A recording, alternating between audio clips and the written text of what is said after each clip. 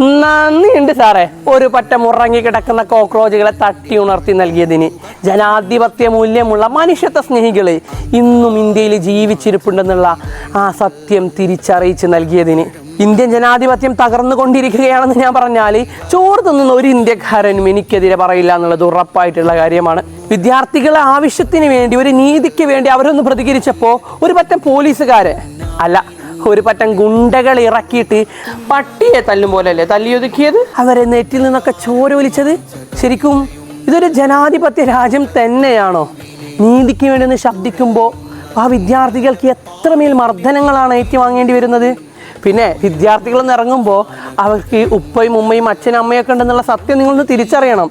India മൊത്തം ഉറങ്ങും, അനീതിക്കെതിരെ ശബ്ദിക്കുമെന്നുള്ളത് തീർച്ചയായിട്ടുള്ള കാര്യമാണ്.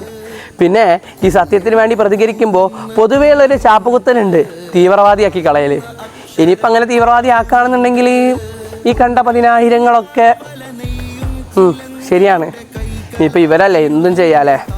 എന്നാലും മരണം വരെ നീതിക്ക് വേണ്ടി പോരാടുക തന്നെ ചെയ്യും. ഇത് വിദ്യാർത്ഥികളുടെ ആവശ്യമാണ്.